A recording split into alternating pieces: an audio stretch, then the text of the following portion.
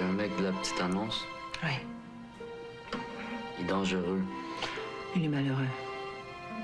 Moi aussi, je suis malheureux. Ah, toi, je peux t'aider. Et pour lui, je peux pas faire grand-chose. Je suis content qu'on se soit rencontrés. Comme quoi, il faut forcer la vie. On est des forceurs de vie, Martin. C'est vrai.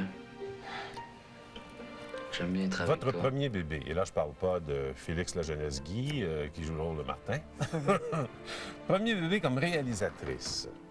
Ça vous fait une émotion particulière de venir nous présenter, enfin de présenter ce film-là? Oui, parce que c'est sûr que quand tu écris pour la première fois, puis tu Ouais. joues, puis tu... Oui, vous avez fait beaucoup de choses. Là. Vous avez Oui, mais écrit, surtout que, oui, c'est pas le regard d'un cinéaste sur moi, c'est moi qui le fais. Donc, je dis, est-ce que je réussis mon propos? Est-ce que j'ai réussi à faire passer ce que je veux faire passer dans mon sujet? Donc, je me sens, surtout dans mon pays, parce que j'ai été présentée à Cannes, au Festival de Cannes avec ce film. L'an dernier? Oui, en mai dernier, il a été sélectionné. Mais là, c'est la rencontre avec le public, là, bientôt. Donc, c'est sûr et certain que dans mon pays, c'est vrai ce que je vous dis. Les gens peuvent ne pas le comprendre. Je suis plus nerveuse. J'ai envie que les gens de chez moi l'aiment. J'ai envie que les gens le reçoivent, puisque ça parle de l'identité québécoise aussi. Mais à Cannes, ça avait été reçu comment? Super bien. Ouais. Super bien. Moi, je l'ai vu la fin de semaine dernière. J'étais chanceux parce que c'était une projection privée et j'ai adoré. J'ai surtout été envahi par l'émotion à l'intérieur de ce film-là et je me suis posé plein de questions. Qu'est-ce qui vous avait poussé à choisir un sujet comme celui-là? D'abord, on va résumer rapidement. Oui. C'est une mère qui a perdu son fils et son mari dans un accident de voiture. Et 1 an plus tard, elle décide de passer une petite annonce parce qu'elle ne fait pas son deuil. C'est ça. C'est l'après-deuil. C'est l'après-deuil.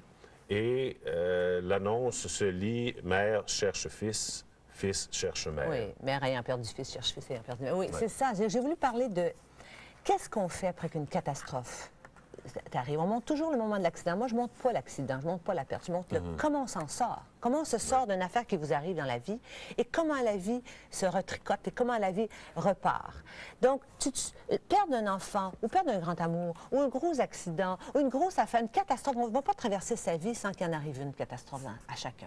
C'est très rare. Très rare. Ou côtoyer la mort de gens qu'on aime. Il n'y a pas une personne qui va finir ses jours en n'ayant pas perdu quelqu'un qu'il aime. Et qu'est-ce que tu fais quand ça t'arrive? Il faut bien que tu dises, je vais continuer. Je vais... Mais comment on fait? Comment on fait?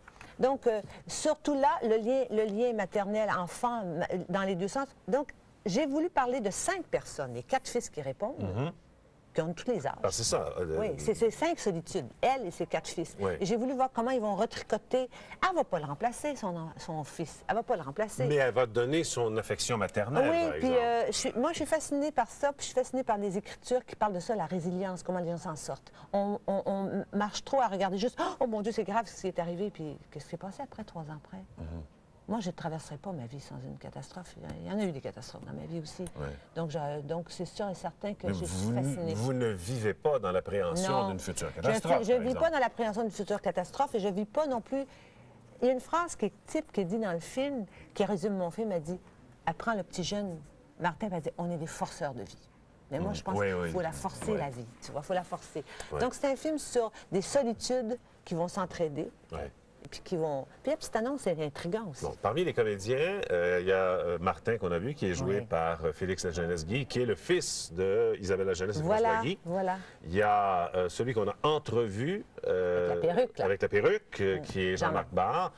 Pour Jean-Marc Barre, si vous ne le replacez pas, c'est lui qui jouait avec Jean Renaud le 2e plongeur dans Le Grand Bleu, un film absolument fabuleux. Merveilleux, Et moi, j'avais l'impression que ça faisait longtemps qu'on n'avait pas vu Jean-Marc Barre au cinéma.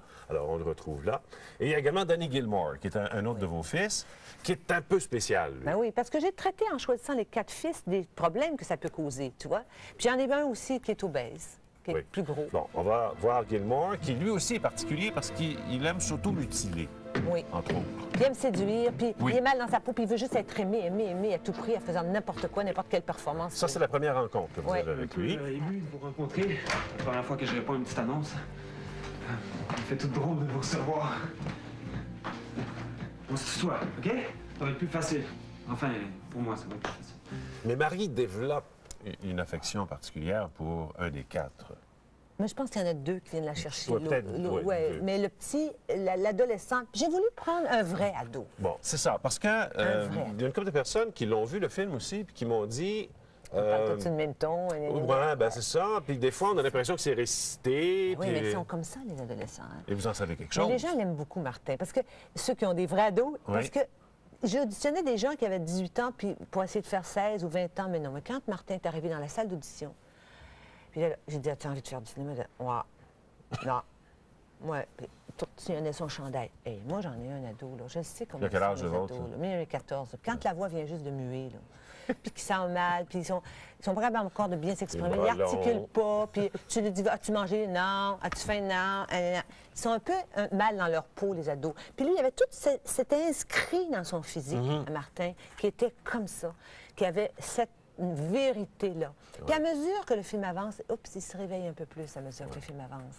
Et, mais pas un seul sourire. Hein? Ah non, il est fermé, mais surtout aussi, je traite de la maltraitance physique aussi il y a ça, parce qu'il est maltraité par son père. Oui, il est battu, puis il le cache, puis il a honte, puis il a joué merveilleusement. Mais vous avez aussi traité de l'obésité. Pourquoi avoir abordé? Parce que votre 4e fils, facilement 300 livres. Un acteur merveilleux qui s'appelle Daniel Desjardins, qui sortait de l'École nationale de théâtre, parce que c'était pas évident de trouver quelqu'un qui fait un peu d'embonpoint, qui est assez lourd comme ça et qui joue bien la comédie. Et les gens l'adorent dans mon film. Puis, mais pourquoi avoir traité de l'obésité? Parce que j'étais amie avec un spécialiste de l'obésité. Je voulais parler de différents problèmes que ça peut causer le manque, la perte, le rejet de la famille ou le rejet de la mère. Et souvent, chez les obèses, tu as ça, hein? Tu as ça, ils sont rejetés, un manque affectif. Donc, ils se referment. Ils se referment, mais devant ses ordinateurs, sort plus. Elle va tout l'aider à ressortir. Puis à la fin, lui, il va... Bien, on verra. On verra à la fin comment ça va évoluer. Alors, vous avez donc une certaine nervosité. Oui, parce que c'est un film que j'ai envie que les gens y voient, quoi.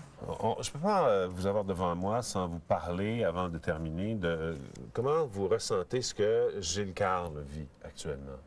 Oh, ça, c'est douloureux. C'est douloureux parce que c'est un homme merveilleux, puis il finit une maladie assez grave. Et je trouve ça honteux qu'il ait du mal financièrement. Financièrement, en plus, à vivre. Je pense que c'est un homme qui a fait énormément pour la culture québécoise. C'est un grand cinéaste. Et qu'un Gilles Carle qui a besoin de soins à domicile, qui a besoin d'être soigné puis qui manque de moyens. Gilles, ça n'a jamais été un gars qui travaillait pour l'argent. Il a produit beaucoup de films pour les autres. Il faisait des commerciaux pour aider les autres films. Mais dans l'émission de Christiane Charette, Sheila Copps, c'est pratiquement engagé à y voir. J'espère, parce que c'est honteux. Après ça, le jour où il sera mort, on va lui faire des honneurs, puis des ça. Puis là, comment on l'aide à l'accompagner pendant les années qu'il lui reste à vivre? Mais cette réalisation-là, c'est un peu pour lui aussi. Bon, en tout cas, j'ai beaucoup pensé à lui, puis il m'a beaucoup apporté, puis je l'aime énormément. Carole, merci infiniment de votre visite. Merci à vous. La première, c'est vendredi. Oui. Alors, on invite les gens à aller voir ça. Ça s'appelle Les Fils de Marie et ça va faire le tour du Québec, bien sûr. Et longue vie. Merci beaucoup. Merci beaucoup. Merci à vous de nous avoir accueillis aussi aujourd'hui. Et demain, notre invité sera Annie Dufresne. Bonne fin de journée. Lors de leur passage à Québec, les invités de Michel Jasmin sont logés au Château Bonentente de Sainte-Foy, le grand hôtel champêtre de Québec.